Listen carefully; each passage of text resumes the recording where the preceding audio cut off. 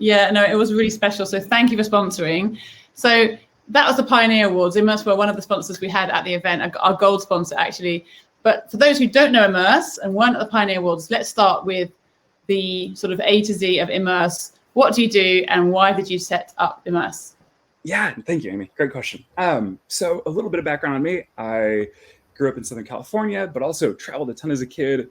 Really enjoyed languages. My parents both speak 4 or 5 languages. They spent a lot of time serving as volunteers in the Middle East and then working in Europe. So ultimately for myself, I studied finance, was really interested in entrepreneurship, technology, but because of my parents' background, I actually spent my first 3 years after undergrad serving in the Middle East with a refugee foundation. So it's basically a large philanthropist based in Newport Beach who said, Quinn, there's this crisis going on in places like Syria, Iraq, Yemen. I would like to fund more and more to really help those projects, but because you speak Arabic and you have all these connections, can you go do that? So I actually got to travel to over 50 countries over the course of 3 years. And from that, was really inspired by the cross-section of education, technology, and then also kind of the possibilities of increasing globalization that brings.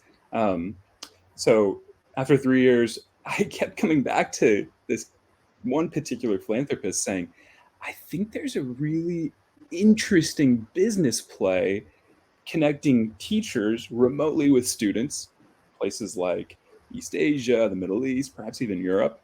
But then the kind of the special take that we really developed even 3, 4, 5 years ago was around VR. 2 of my best friends, they're pretty not well known, but they're astounding VR engineers in Silicon Valley. So I'd be in places like Beirut and Iraq and China and Japan, and I'd Skype them and say like, guys, everything I'm seeing is pointing towards this kind of cross section. Could we build it? So long story short, I came back. We've now raised $2.5 million from different angel investors and venture capitalists to build the first synchronous VR platform that connects teachers and students in our virtual world, which has over 35 immersive locations. You can upload your curriculum through our authoring system. There's learning activities, tasks, games that you can lead as a teacher and facilitate for up to 8 students. So a lot of our focus has been not going direct to consumer ourselves, but really partnering with the top education companies in each of these contexts, whether it be Japan, Korea, Germany, the Middle East, and partnering with them to bring this really innovative technology to their students together. And that's really interesting. So is there a particular type of student who's sort of VR aficionado who's like, yes, I want to do this? Oh, yeah. No, I love that question. So there definitely are really impressive stats around the adoption rate of VR, especially in places like East Asia. I think Japan, Korea, Taiwan, definitely China. And that age demographic is kind of what you'd expect. It's like 15 to 30. But our premise and kind of our investment thesis as a company is that one, VR, and I can get into these stats in a moment, it's on track to becoming ubiquitous. It sounds pretty sci-fi for folks that haven't tried VR or aren't in the industry day to day like we are, but the growth rate, the VR adoption rate amongst all age ranges is doubling year over year. So when I started, there were 1 million users. Next year, 2 million, 4, now we're up to 8. It's expected to be 16 next year. And then probably the one that we're most excited by and thankful for is then the use case within enterprise learning. So not just languages exclusively. In fact, it's actually more so other corporate upskilling that some of my friends that are also VR entrepreneurs are doing, whether it be soft skills training or actually very specific technical training that's all going on in VR. And it's happening not just in the US, it's happening in LATAM, in APAC. So that the VR user is quickly becoming not just the teenager, but also the executive, which is really critical. So, but what made you want to focus on language learning then? Is that your background? Yeah, yes. Oh, yes. So the crazy one, whenever I tell this to especially folks in ELT, is that within the VR community that I live in, so I'm in Southern California. Interestingly, there's more VR startups in Hollywood than there are in Silicon Valley. Because if you think about it, VR is kind of more of the skill sets are around like CGI and digital. So within Hollywood, the VR investors, the VR entrepreneurs, we all have talked about the future of education in VR for years. And a lot of that comes from Mark Zuckerberg at Facebook. And every time, it's so encouraging that community always says language learning is going to be the first one that adopts VR. Really? Because it's immersive, it's contextual. So the context is really a huge affordance. The capacity of VR to allow you to have your physical body in one place and your avatar in a new context. So if you're Chinese wanting to learn English, you can do so in a virtual Disneyland or Hollywood, or the other way around for me. I get it. So the context actually augments the learning, which it might not do if it's executive training, I guess.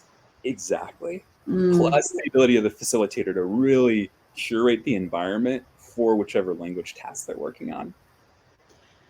Very interesting. So you mentioned you've got 35 locations at the moment in Immerse. Which ones are the most popular? Ooh, I would have to think about that. So the two that leap to my mind are, one, we have this really cool like California resort that's virtual. So for a lot of folks, when they're picturing VR, they picture a 360 video, where our engineers have actually rebuilt, more like a video game, this really fun, almost like Ritz-Carlton hotel that you can walk around, you can pick things up, you can grab a Mai Tai, you can play volleyball. Really, really entertaining. And it feels super Californian. And for us as Californians, it's kind of cool. But then our students, especially in APAC, they love it. They're like, oh my God, I'm in like Santa Monica right now, and I'm playing beach volleyball with a student from Poland and Dubai. Like that's just on par, if not even more exciting than being able to study abroad somewhere. But then the other one, and this is where it really can allow both teacher and student to expand almost their horizon for what's possible within teaching, is we've got a virtual space station where you can actually like turn on 0G, and there's all these fun, not just like games, but if anything, I'm always surprised when teachers can come up with these really enlightening learning activities for their students when they're floating through a space station and like throwing things at one another and playing all these fun games, but always practicing, in our case, English. Yeah, that's so fascinating. So when you work with education partners and they have a global classroom accessing an immerse learning environment at the same time, how do they actually facilitate the students to get the headsets? Yeah, love that question. So students are in VR goggles. We particularly use Facebook's Oculus Quest 2, which is the new industry headset. It's less than $300. That's the one that has 8 million users today.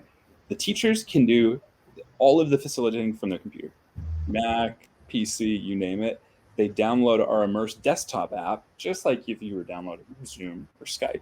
And they can actually, if I had time, I would screen share, but go to our website and you can see it all. They can facilitate, they have their own, we call it an avatar, but it's their own like person that they can control and walk around and interact with. And then on both the kind of the bottom dashboard on the left are up to like 15 different teaching tools, whether it's I want to bring a whiteboard in, or I want to mute these students, or I want to put these students in a sound group team. So 2-on-2, they're communicating with one another, all the way through to an authoring system where the teacher can upload curriculum that then they can go through with the student. So that one, we're really thankful that through one of our more recent teammates, Sarah Davila from Pearson originally, she's really helped hone in on our teacher training so that now then it's typically 2 90-minute sessions, if not less, a teacher can get up to speed on how to facilitate within our teacher desktop app.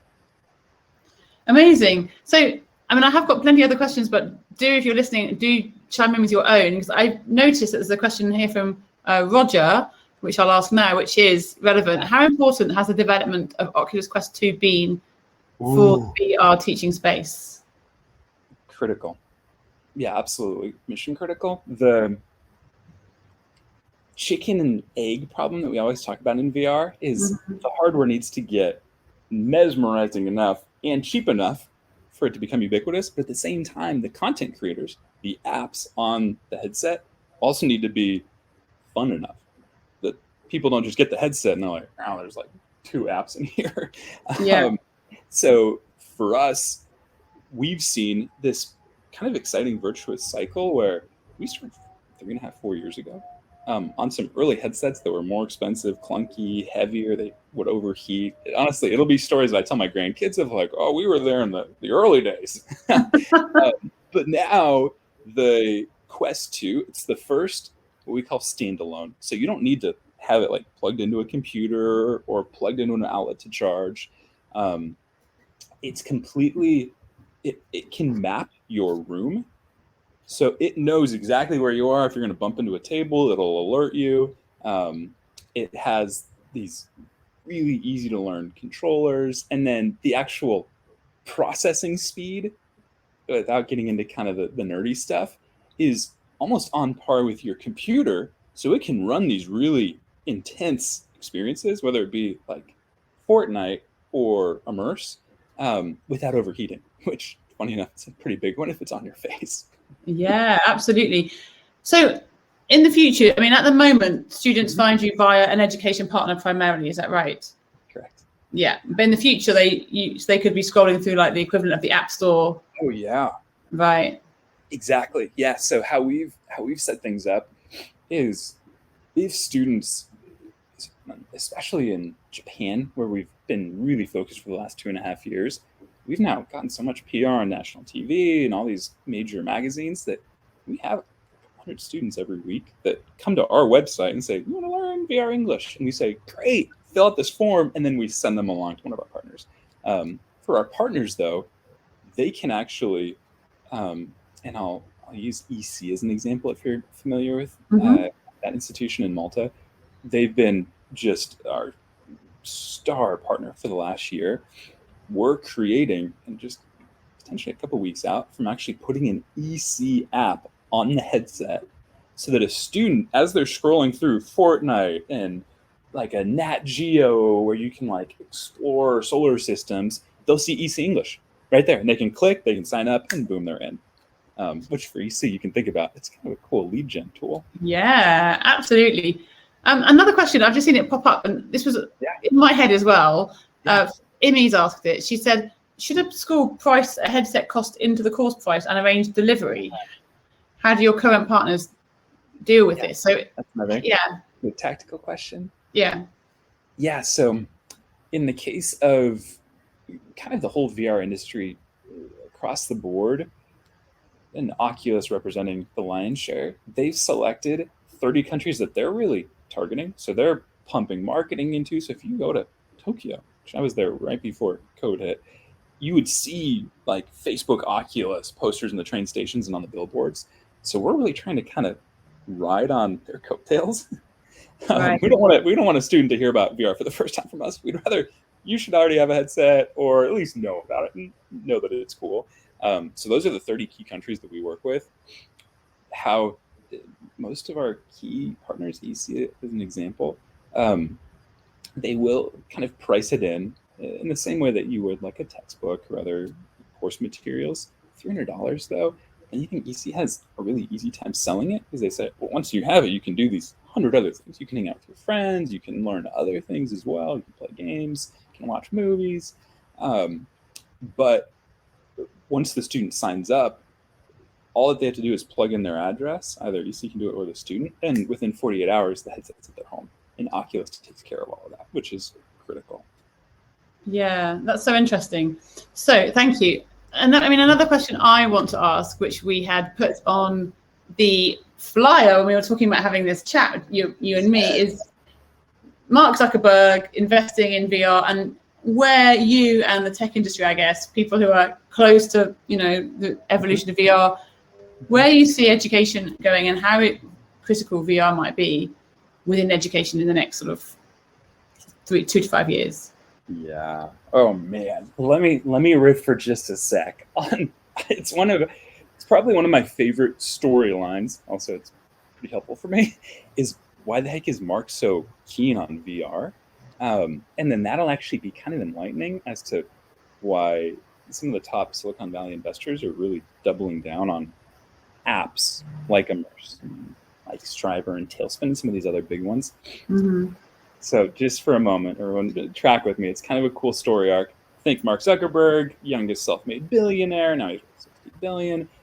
But again and again, if you look at all of his shareholder meetings, which are public, over the last 5 to 8 years, he's always said, I'm frustrated that at the end of the day, Apple owns the iPhone and I'm on the iPhone, so Apple makes the rules. Same thing with Google and search. So the folks that own the platform, at the end of the day, they don't pretend, or they pretend not for this to be the case, but they have a monopoly, which means they can control pricing, they can control content, they're the referee who wins and loses. You can just always feel it if you look back and watch.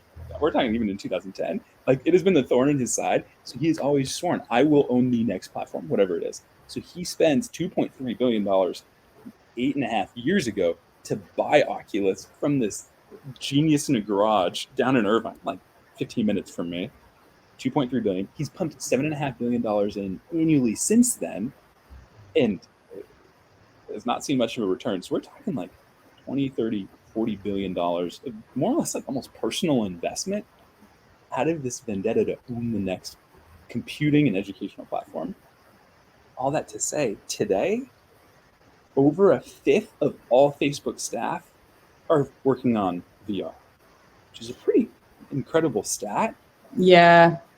And then the really useful one for us is in his last couple interviews, Mark has said, Facebook by 2025 will transition from being a social media company, social network, to a metaverse company, which is this cool sci-fi concept that are in all the like famous sci-fi books like Snow Crash around.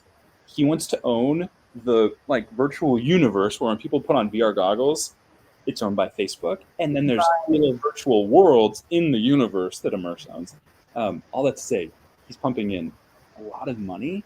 And his premise is that the first use case will be gaming.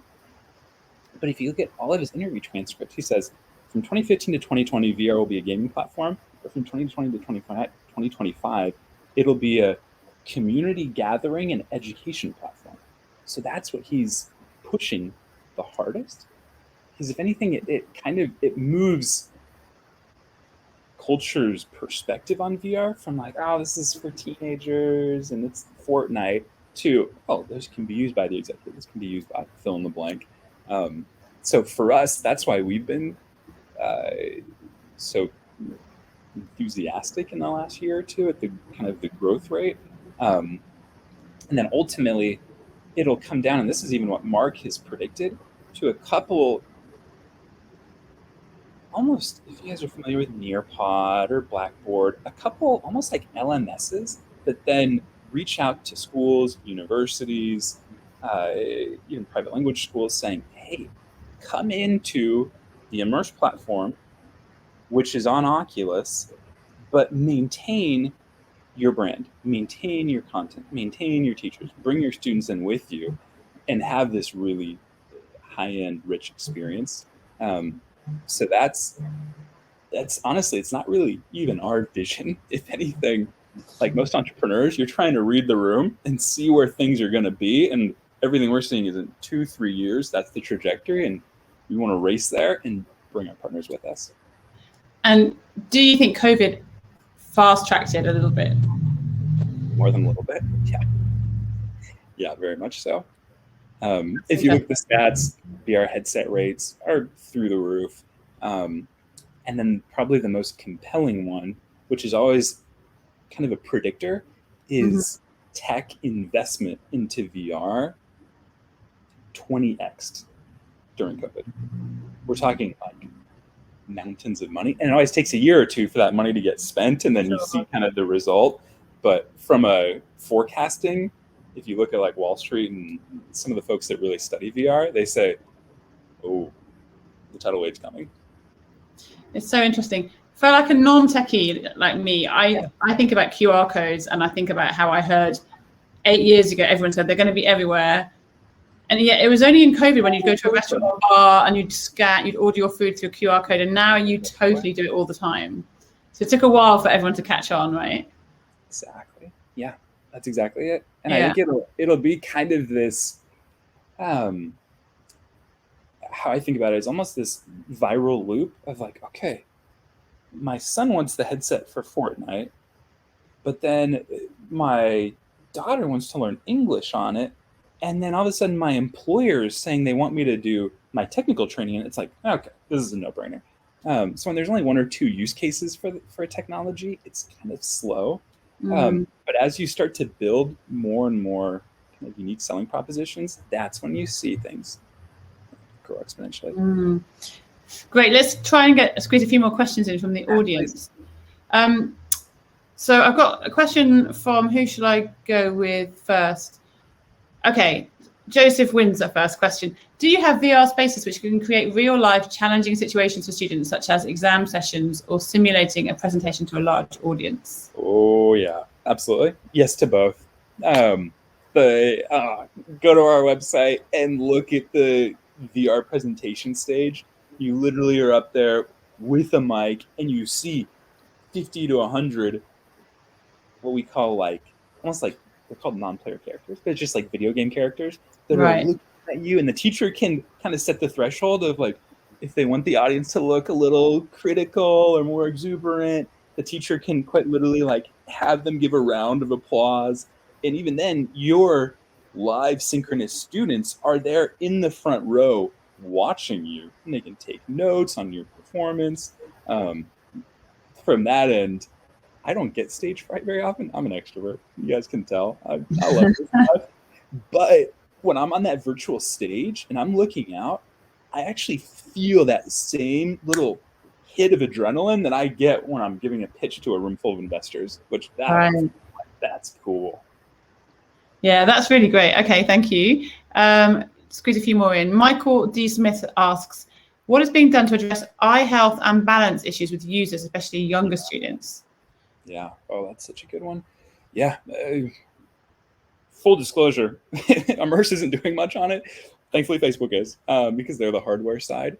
So on their end, they deciding how much to nerd out here.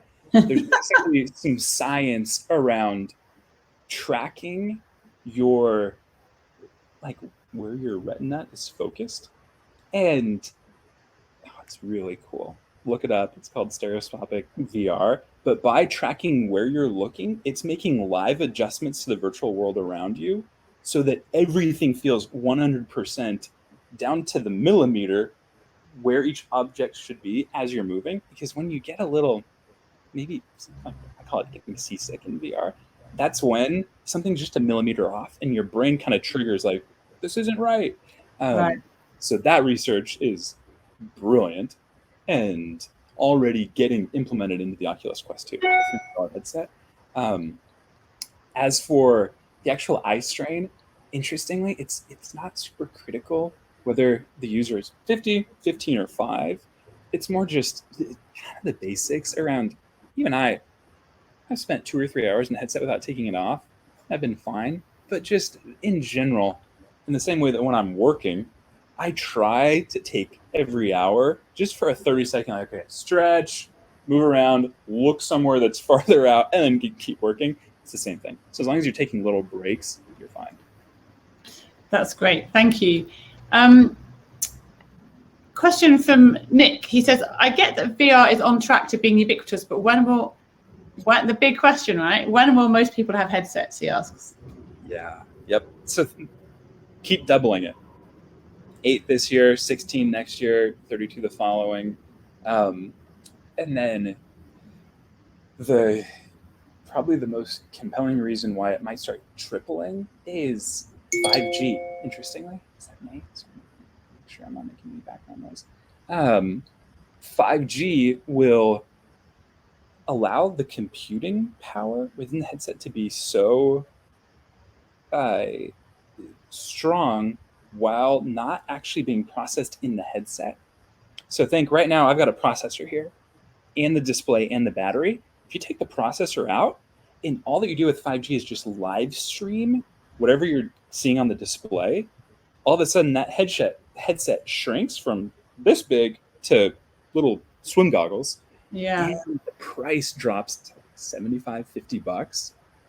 And that one, with the work that NVIDIA is doing and a little bit Facebook and Amazon, 5G, you and I probably have heard, that's coming to London. That's coming to Dallas. That's definitely already in Tokyo. So for that reason, the numbers are only supposed to keep accelerating. If it's a $50 headset, like, oh my gosh, I think my grandma would get one. Get one for my grandmother. Yeah. Okay, I mean, one more question. I know we're running out of time, but I'm keen to sort of plug into a little bit more about the actual student experience. What do you think students, do they have a sort of community outside of VR? Do they end up starting WhatsApp groups? I mean, how much is the sort of global classroom exciting for them, and how does that really work? Yeah. That's a good one. I'll use the present example of EC. So they teach students within Immerse, their EC, content, teachers, everything. The average student does about 4 hours in VR. And then what we're seeing, and it's almost an unintended, really positive consequence, is then those students that have headsets, they're distributed across the globe. And what do? They get each other's numbers and they say, hey, let's hang out in VR some more. So they actually will do their 4 hours of learning, and then they'll jump into Rec Room or Alt Space or this new like Fortnite type game. And we're seeing them continue to socialize using their same avatar and play virtual chess or virtual Fortnite, all the way through to just like being together in social lobbies virtually and just talking. So for us, that one's just a thrilling kind of use case around. There really are,